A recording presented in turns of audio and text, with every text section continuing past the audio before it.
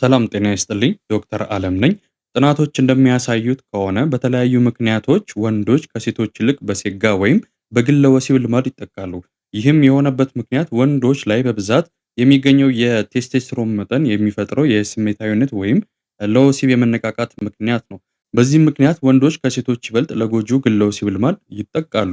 በዚህ ቪዲዮ ሴጋ ወይም ግለ ወሲብ የሚያስከትላቸውን የጤና እንዲሁም ስነ ልቦናዊ ቀውሶች እንመለከታለን። ከዚህ በተጨማሪም አንድ በሴጋ ወይም በግለ ወሲብ ልማድ የተያዘ ሰው ይህንን ጎጂ ተግባር ለማቆም ማድረግ ያለበትን መሰረታዊ ነጥቦችን እንመለከታለን። እስከ መጨረሻው ይከታተሉን። ሴጋ ወይም ግለ ወሲብ ከጥቅሙ ይልቅ ጉዳቱ እጅግ ብዙ ነው። እንደውም በተለያዩ መንገዶች ስለ ሴጋ ሰርች ስናደርግ የሚመጡልን መረጃዎች ዘርፈ ብዙ ጠቀሜቶች እንዳሉት ነው። ነገር ግን ይህ ፍጹም ስህተት ነው። እንደተለመደው ይህንን ቪዲዮ ከመጀመራችን በፊት የላይክ ምልክቷን ይጫኑ። ለዚህም ቻናል አዲስ ከሆናችሁ ጠቃሚ ጤና ነክ ቪዲዮ እንዲደርሳችሁ ሰብስክራይብ ያድርጉ። እስኪ በኮመንት መስጫ ሳጥን ውስጥ ከሴጋ ወይም ከግለ ወሲብ ልማድ ጋር ያጋጠሙትን ልምድ ያጋሩን። እንደምናውቀው ይህ የሴጋ ወይም የግለ ወሲብ ልማድ ለተለያዩ ጤናዊ እንዲሁም ማህበራዊ ቀውሶች ውስጥ የሚከተን ሲሆን ለምሳሌ የመጀመሪያውና ዋነኛው መንፈሳዊ ወይም ሃይማኖታዊ ሕግን እንድንጥስ እንድንተላለፍ ያደርገናል። የትኛውም ሃይማኖት ይህንን ጎጂ የግለ ወሲብ ተግባር የሚደግፍ የለም። እንደውም ከኃጢአቶች ውስጥ አንዱ የሚያስቀጣ ተግባር ነው።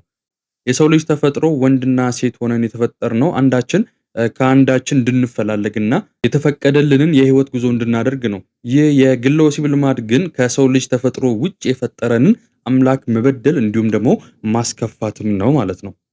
ስለዚህ የመጀመሪያው ሃይማኖታዊ ህግን እንድንጥስ እንዲሁም ደግሞ እንድንተላለፍ ያደርገናል ማለት ነው።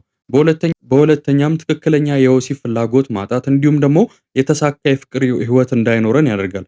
በዚህም የግለ ወሲብ ልማድ ውስጥ ያለ ሰው አይምሮ የሚያስበው እንዲሁም የሚያምነው ለምሳሌ ወንድ ልጅ ከሆነ ከሴት ልጅ ጋር ተዋውቀው ወደ ፍቅር ህይወት ገብተው አልፎም ተርፎ ትዳር መስርተው ህጉም ሃይማኖቱን በሚፈቅደው መልኩ ሊፈጸም የሚችለውን ሩካቤ ስጋ ወይም ግብረ ስጋ ግንኙነትን ዋጋ የማሳጣት ወይም ያንን ሁሉ ስቴፕ ጉዞን ከማድረግ በራሱ ደስታን እርካታን ማግኘት እንደሚችል ማሰብ ነው። በዚህም ምክንያት ሴት ልጅ አለመቅረብ የፍቅር ህይወትም ብሎም የጋብቻ ህይወት አላስፈላጊ ጥቅም አልባ እንደሆነ እንዲሰማን ያደርገናል። በሴቷም በኩል ካየነው በተመሳሳይ ለትክክለኛው የወሲብ ግንኙነት ፍላጎት ማጣትን ያስከትላል። በሶስተኛም ግለ ወሲብ ወይም ሴጋ ራሳችንን እንድንጠላ ያደርጋል። ይህም የሆነበት በዚህ ጎጂ ተግባር ምክንያት መንፈሳዊ ጥፋት እንዲሁም ከማህበረሰብ ልማድ ውጭ ያለን ተግባር በመፈጸማችን ራሳችንን እንድንወቅስ እና ራሳችንን እንድናገል ያደርገናል።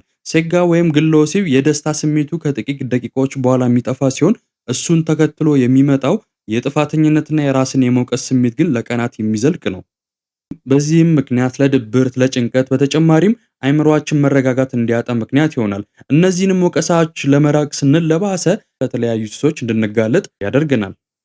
ከነዚህ በተጨማሪ ግለ ወሲብ ለተለያዩ ጉዳቶች የሚያጋልጠን ሲሆን ለምሳሌ ራስን መግዛት አለመቻል፣ በነገሮች ሁሉ ጥንካሬ ማጣት፣ የድካም ስሜት መሰማት እንዲሁም በወሲብ ግንኙነት ጊዜ ቶሎ የመጨረስ ችግር ውስጥ ይከተናል።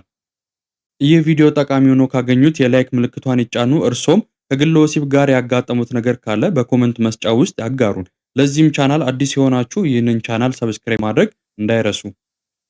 ሴጋ ወይም ግለ ወሲብ የሚያደርሳቸውን ጉዳቶች ተመልክተናል። ከዚህ በመቀጠል አንድ በግለ ወሲብ ልማድ የተያዘ ሰው ከዚህ ጎጂ ተግባር ለመላቀቅ ማድረግ ያለበትን 5 መሰረታዊ የመፍትሄ ሀሳቦችን እንመልከት። የመጀመሪያውና በብዙዎች ዘንድ መፍትሄ እየሰጠ ያለው ተግባር ባለንበት ሃይማኖት ውስጥ ሃይማኖተኛ ሰው ለመሆን መጣር ነው።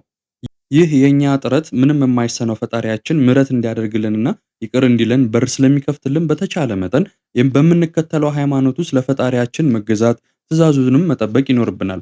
የግለ ወሲብ አዙሪት አይመስለንም እንጂ የርኩሳን መናፍስት ተጽዕኖ ያለበት እኛ በግላችን ነፃ መውጣት ፈልገን ብንታገልም አለቅ ብሎ የሚታገል ልማድ ነው። ስለዚህ ከምንምና ከምንም በፊት ወደ ፈጣሪያችን መቅረብ፣ የምንሰራው ስራ ልክ አለመሆኑን በቁርጠኝነት ማመን ይጠበቅብናል።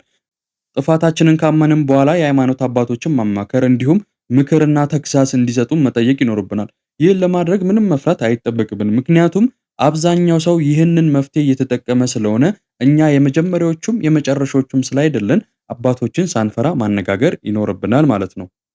ሁለተኛው መፍትሄ ለግለ ወሲብ የሚገፋፉንን የተለያዩ ስሜት ቀስቃሽ ፖርኖግራፊ ቪዲዮ ወይም ምስሎችን ከነጭራሹ ማጥፋት ነው። ዌብሳይት ወይም ሶሻል ሚዲያም ከሆኑ አለመግባት ነው። በተለይም በዚህ ጊዜ ዌብሳይት ብሎከር ወይም መግባት የሌለብንም ድረገጾች ማገድ እንችላለን። ይህንንም ለማድረግ የተለያዩ ይህን የሚሰሩ አፕሊኬሽኖችን መጠቀም አሊያም ጎግል ክሮም ሴቲንግ ላይ ማስተካከል እንችላለን። ሶስተኛው መፍትሄ ለብቻችን ሆነን የምናሳልፈውን ጊዜ መቀነስ ወይም ማቆም ነው። በተለይ ቤት ውስጥ ብቻችንን የምንሆንባቸውን ጊዜያቶች ካሉ በተቻለ መጠን ማቆም አሊያም ሰዎች ወዳሉበት መሄድ አንዱ መፍትሄ ነው። አራተኛው መፍትሄ ስራ ካለን በስራችን አሊያም ስራ የሌለውም ሰው ቢሆን በተለያዩ ሆቢዎች ወይም ጠቃሚ ልምዶች ራሳችንን ቢዚ ማድረግ ነው። ለምሳሌ ስፖርት መስራት፣ መጽሐፍትን ማንበብ፣ መንፈሳዊ ትምህርቶችን ማየት፣ ስዕል መሳል እንዲሁም ወክ ማድረግ የመሳሰሉ ከኛ ፍላጎት ጋር ሊሄዱ የሚችሉ ጠቃሚ ልምዶችን ማዳበር ነው። ከዚህ በተጨማሪ ለራሳችን ቃል መግባት ነው። ይህ የግል ወሲብ ስሜት ሲሰማን አይሆንም በማለት ወደ እነዚህ ጠቃሚ ልምዶች ራሳችንን ማሸጋገር ይኖርብናል። አምስተኛውና የመጨረሻው የመጨረሻ የሆነው ለዚህ ቪዲዮ እንጂ ቀድመን ከጠቀስናቸው ውጪ ሌላ መፍትሄ የለም ማለት አይደለም። ስለዚህ የመጨረሻ ብለን የጠቀስነው የስነ ልቦና ባለሙያ ወይም ቴራፒ ማማከር ነው። በተለይ ቢሄቪየራል ሃቢትስ ላይ ስፔሻላይዝ ያደረጉ ቴራፒስቶችን ማማከር አንዱ መፍትሄ ነው። እንደ መፍትሄ ከጠቀስናቸው ውስጥ ቆራጥ ሆነን አራቱን መተግበር ከቻልን አምስተኛው ደረጃ ጋር የመድረሳችን እድል ዝቅተኛ ስለሆነ አጽንኦት ሰጥተን አራቱን ብንተገብር ለውጥ እናመጣለን። ሴጋ ወይም ግለ ወሲብ በወንድም በሴትም ከህፃናት ውጪ በማንኛውም እድሜ ላይ ያለ ማህበረሰብ ላይ ሊያጋጥም የሚችል መጥፎም ጎጂም ተግባር ነው።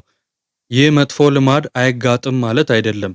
በተለይ በዚህ ጊዜ ነገሮች በቀለሉበት ማህበራዊ ሚዲያ በተስፋፋበት አልፎም ተርፎ የውጭ ዓለም ሴጋን ወይም ግለ ወሲብን ለሰው ልጅ ጠቃሚና መደረግ የሚገባው አስመስሎ በማቅረብ ውሸት ሚዛን የደፋበት ጊዜ ስለሆነ በተቻለ መጠን ራሳችንን ወደዚህ ልማድ ሊወስዱ ከሚችሉ የተለያዩ አዝማሚያዎች በመራቅ ራሳችን መቆጠብ ይጠበቅብናል። በተለይም ቅድም በመፍትሄዎች ላይ እንደጠቀስነው ራሳችንን ሃይማኖተኛ ወይም መንፈሳዊ ሰው ማድረግ ከግለ ወሲብ ቀርቶ ከብዙ ከተለያዩ ማህበረሰባችንን እንዲሁም ራሳችንን ከሚጎዱ መጥፎ ልማዶች የሚገላግለን ሁነኛ መፍትሄ ነው። ስለዚህ ሃይማኖተኛነት ወይም መንፈሳዊነት ከብዙ ውጣ ወረዶች የሚገላገለን ስለሆነ በምናምነው የእምነት አይነት ሃይማኖተኛ ወይም መንፈሳዊ ለመሆን መጣር ያስፈልጋል። ተጨማሪ መረጃዎችን ለማግኘት እንዲሁም ደግሞ ልምዶቻችሁን ለማካፈል ባዮ ላይ ባለው የቴሌግራም ቻናል ቤተሰብ ይሁኑን።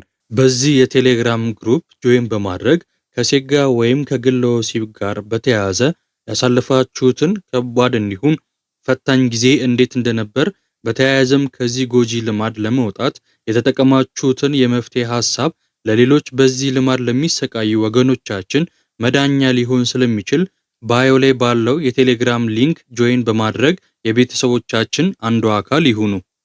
እንደተለመደው ይህ ቪዲዮ ከጠቀሙት ጥሩ ተሞክሮ ካገኙበት የላይክ ምልክቱን በመጫን ያበረታቱን፣ እንዲሁም ኮመንት ላይ ድጋፎን ይግለጹልን። ለዚህ ቻናል አዲስ የሆናችሁ የተለያዩ ጤና ነክ ቪዲዮዎች እንዲደርሷችሁ ሰብስክራይብ ያድርጉ፣ እንዲሁም የደወል ምልክቷን ይጫኑ።